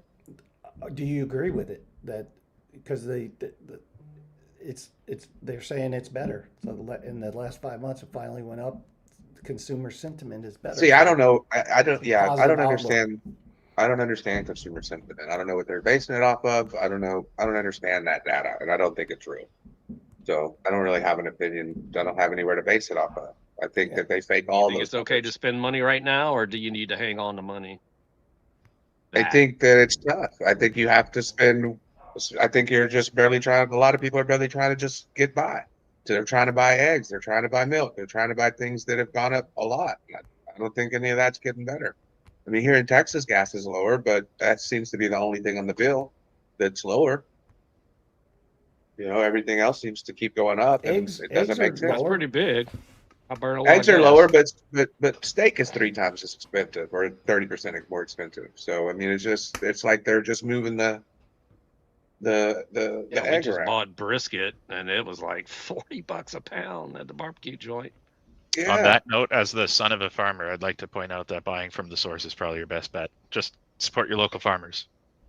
it would be nice, but that's not as available. I mean, I don't know where do I go to find my local farmer. I don't Well, have yeah, a bunch dude. of I mean, you farmers want to go friends. with halvesies on the cow? We I would can. be interested in that, something like that, Go but I for don't it. have. Then I need to go grab a deep freeze and then buy and get You're another gonna need room a to put big it in. one too. Yeah. My brother's just started hunting. I could get you some deer. No, you can do. There's local farms here. Dude. You can do, quarters, halves. They've Yeah, got all I would be kinds of. interested in something like that, and probably even more so raw milk and things like that. Bagged I milk. just don't have. That's just not easily accessible for me. I know I can go to HEB and get what I need, and that stuff over there is expensive, or it's more expensive than what I'm used to. It doesn't make sense to me how all these prices have gone so far up, even just over time, when everything has just gotten easier and cheaper to make, and all the prices just keep going up on everything. I mean, we've getting more automation, more robots, more, better at making stuff, and it just goes up and up and up and up. It never goes cheaper. But you're right, Billy. Eggs were a little bit lower. I mean, I think they're like $8 for 60 of them instead of 29 at the peak. But steak was $7.99. Now it's $13.99. So I mean, they're just moving the carrots around, or the shells with Shell the game. ball under it. Yeah. Yeah. Um, I think I don't know, like from a home building side, I don't feel like sentiment has been going up. It's been tough in the home building marketplace, but from and then from a crypto side, Bitcoin side, I don't feel like sentiment's going up. From just more of a consumer purchaser, someone, like Dave saying, buying groceries, buying gas. I don't see it. I don't feel like it's been just a huge improvement at all. Gas is a huge improvement from we were at around $4 here. So to be Really? a little bit above $2, I think, well, in the at least recent past of my memory, it's been close in the $4 range, the high threes. So to be at 2.25, $2, that's a good relief for us. But Yeah. everything else is not there. Yeah. So I don't know. I don't. For me, if I was on that poll, I probably would have not have agreed with that. I probably would have voted no, but I wouldn't have voted it's gotten worse either. I wouldn't have voted that. I don't think it's gotten worse at all. I just don't think it's like I don't feel better about next month than I did last month about Right. next month. I don't I feel think- better about that. I don't feel like it's gained any traction. I think we just resolved. It just is what it is, and we're not hype about it or negative or really sad about it anymore. We just know that we're just gonna get beat up when we go to the grocery store. Doesn't make us happy, but we're not gonna make ourselves sad over it again. It just is what it is. I think you're right. I wouldn't have voted either way. The sentiment just is. It's not up or down. I wouldn't say. It's the next level of retail pricing as it is. Just like when we lost our nickel candies and our dime candies over at 7-Eleven. There you go. Do you guys know that Starlink is going to be launching an IPO? Starlink? Did you guys hear about this? No, I This did not. wasn't on the agenda. It actually just popped up on my on one of my feeds, and I thought, On one of wow, his we're feeds, just- Billy got a notification from we're just Coinbase. talking about how the stock market's taken off and crypto's decoupled from it. So Amazon climbed more than 255,000% from 1997 IPO, 255,000%. And some people are thinking this Starlink thing's going to be another Amazon. It's one of those things people are trying to get you. I think it could be. I don't know how he's selling it for. I actually I don't really know what retail internet goes for. I got a really cheap price and it's locked in for a long time. So I'm not sure how he's doing it, but he's getting a lot for that per month. 129, 199. And people are taking it. You see streamers all over the place in the van life or in mobile streamers or things like that. People are out at conferences, different things like that. They have Starlink. So I think that he's got a huge chance to take a big market share, and I don't think I saw it coming. I was thinking, wow, why would anybody want to get that? But it seems like they want to get it because it's easier than using their cell phone. It's more reliable. It's faster. It just seems to be worth it to them to pay the extra 100 or $200 a month. Well, So I as a think he's going to business, gain it. as a business, we're in so many marketplaces. Some of them are in the mountains, and some of them are in areas that just don't have the best internet. And so we have backups, Starlink backups on everything. So we were on two systems just in case, because if the local system infrastructure network it seems to be pretty weak, then we'll just add Starlink just because we want to make sure we're never out of service. So I Right. think other companies are doing that. Yeah. And I think even consumers are going to lean that way. I think there's a lot of things that are moving away from the tradition. I mean, people are mad at cable companies. People are mad at the traditional internet. People do seem to trust Elon a little bit more than what they would trust, say, Comcast or whoever you used to get your internet from. And you get to take it wherever you go. So you don't really have to worry about what your address is. There's a lot of things that are less complicated about it. And, maybe that's the new way to go. I mean, people pay, you and I, Billy, probably don't really use DoorDash very often because that just is silly to us to pay, $30, $40 for a hamburger to get delivered from McDonald's. But the kids, they do it all the time.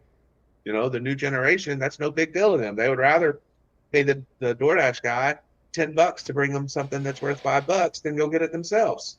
So maybe it's similar with what Elon's offering with Starlink. They just like that convenience and they don't care what the price is. It's worth it to them. Yeah, certainly something to get on your watch list. I And DoorDash all the time. yeah, I was talking Yeah. Starlink. All We do too, Jimmy. We do DoorDash a lot. Jimmy's super fancy pants over there. He also does the white glove treatment at Disney. Yeah, I do. I'll DoorDash some McNuggets from a mile down the road. Lazy. He gets the entire avocado on his toast. there you go. I know. Wow, man, our show is just blown through. I want to share this real quick. So Trump, DOJ wants Terra founder Do Kwan behind bars for 12 years, citing SBF sentence. So federal prosecutors reserve the right to pursue up to 12 years for Terra founder Do Kwan in an August plea deal. Now they're seeking that maximum.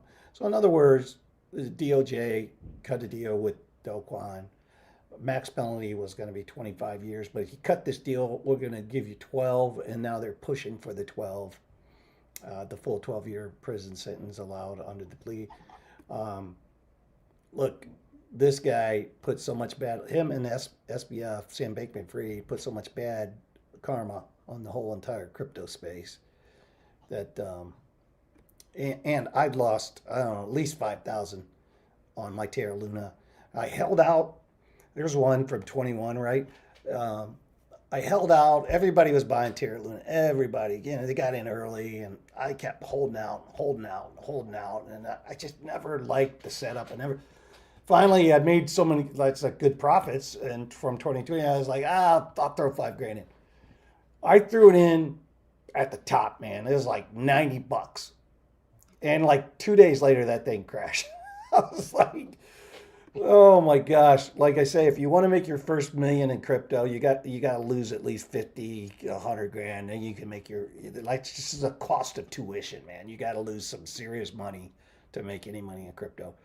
Kwan, a 34-year-old Korean national, found himself at the center of global financial meltdown in 2022 when two crypto companies he created, UST and Luna, rapidly became worthless, wiping out over 40 billion in value and triggering a cascading crisis in the crypto market. The resulting contagion impacted FTX and several other notable firms. Well, we're old enough now. We were part of this, right? We remember, like a lot of us remember this vividly, and have some bad taste in our mouth from this. But here we are at sentencing. 12 years. What do you think, Jimmy? 12 years good enough? I mean, that's the deal they cut, right? I mean, he shouldn't expect anything less. Yeah. You think that's fair? Like 12 years. He's 34. So he'll be 46. Still a young man at 46. You took billions from people. And, I don't know how this works, but they say max 12 years. But after you cut a deal like that, can you still get out on good behavior? Or, even though you go under that pretense, are there rules in the prison system that, okay, you come in and it says 12, but, you serve 6 on good behavior and you get out? I don't know. But 46. Yeah, I think every inmate has incentive to act correctly and to program out and stuff like that. Well, unless they're a lifer.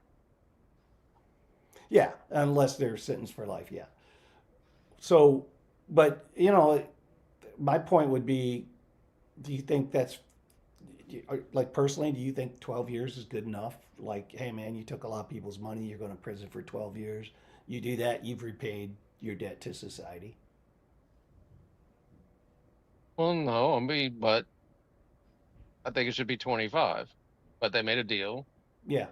And to be able to, I guess, get other information, delete other people getting in trouble, he gave it up. Would I cut it in half? Probably not. Give you a 20% discount, not 50.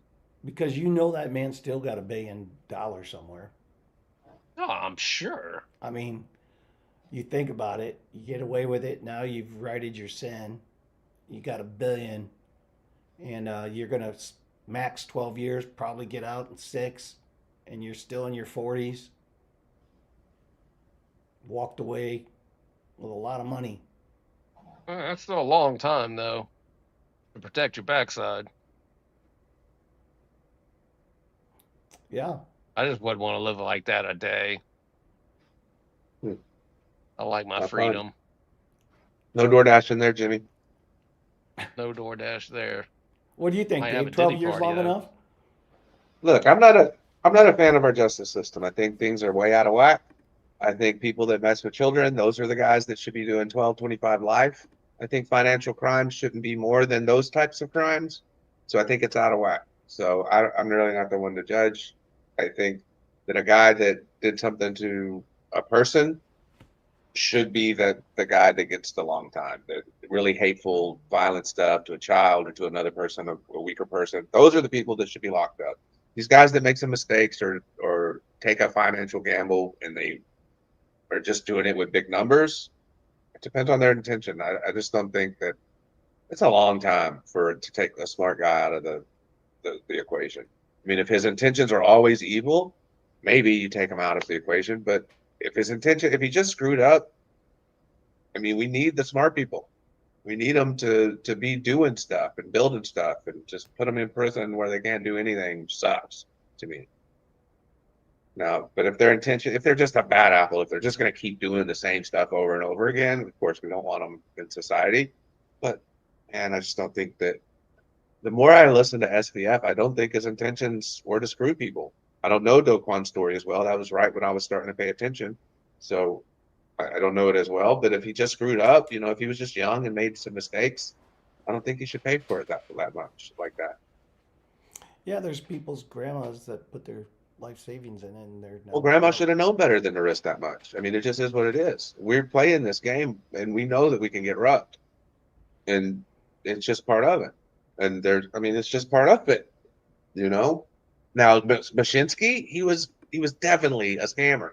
He was trying to screw people out of everything that they could have, and he was trying to get it out of every crevice of everybody's couch, everything you could get. So that dude's a scammer. Yeah, he needs some time to think about it. His purpose was to screw people over.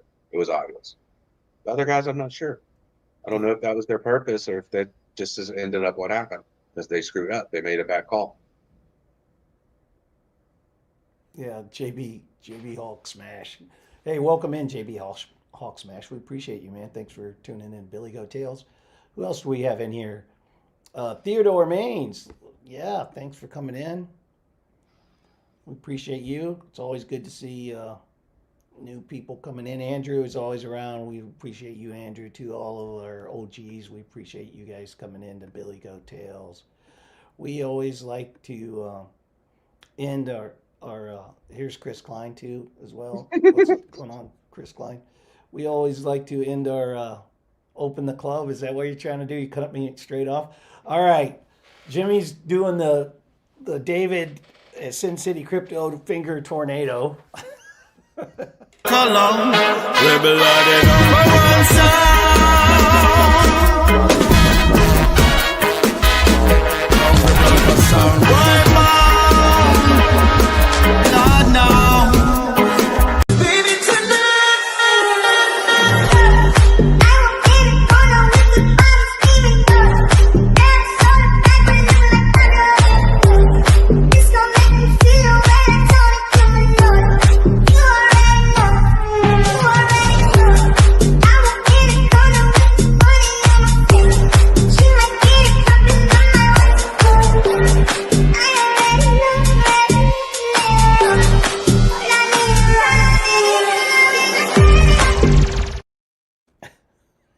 We lost 3 viewers during that.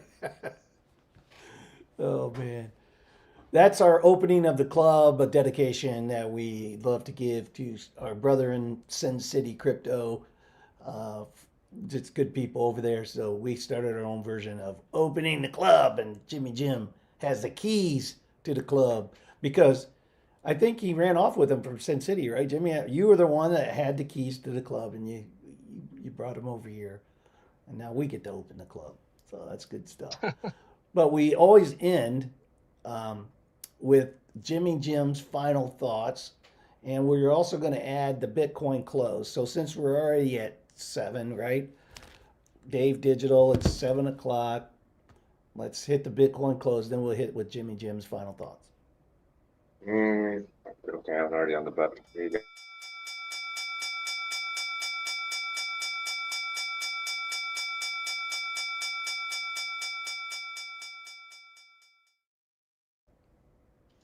Where are we at, Dark Crash? What's the Bitcoin close? So it's resting. It's found support. The strength number underneath the candle has turned from 8 in the previous week to 11, showing a bit more strength. And we have not created a green dot, unfortunately, but we are looking to. It looks like the VWAP has almost crossed over, and we're about to create that green dot. So I would keep my eyes open over the next few days, especially with market open, to kind of determine whether or not we're going to print that green dot. Nice. Perfect. Thank you for that. No problem. Bitcoin close. Jimmy Jim, you ready for your final thoughts? Sure.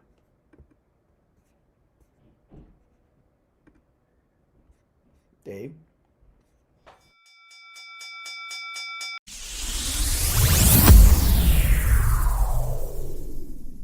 Cards and Legos and cards.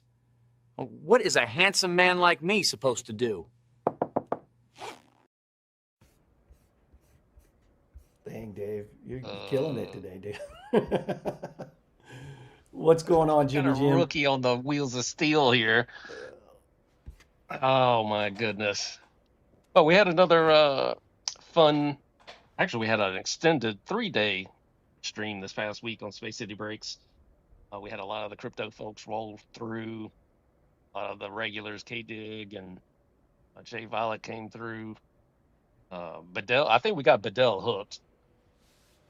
Bedell's been going a little crazy in the breaks here lately, but he's been hitting some big cards, and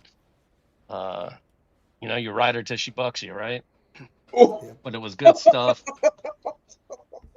and we'll be live Thursday this week at 6 p.m. Central, and then we're off for like 2 weeks. I don't think we're back till after Christmas, unfortunately.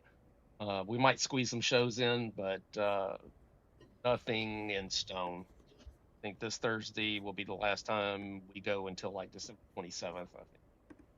But we've had a good time. I mean, putting up with K-Dig and the crew that hangs out with us in there. It's been a lot of fun. Well, what's coming up? Anything for you got anything special coming up for Christmas? We do have our big show right after Christmas. That's going to be what is that? I think it's January 2nd, 3rd, and 4th at the George R. Brown Convention Center here in Houston's massive show, like 710 plus tables, 3-day show. We're gearing up for that. But yeah, I mean, nothing really special for the streams, just because I won't have Taco for the week leading up to Christmas. But he seems to think he's going to stream a couple of nights, so we'll see. Nice, man, nice. All right, Jimmy Jim. Well, everybody, let's first say this to you. Wishing you a very Merry Christmas from the team at Billy Goat Tales.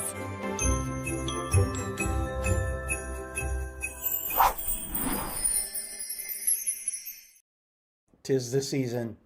Hopefully everybody's getting ready for Christmas and remembering what it's all about, which is each other and everyone else besides just yourself. So make sure that you help somebody this holiday season. Make sure that you have the giver's game mentality, always trying to help other people, asking for nothing in return.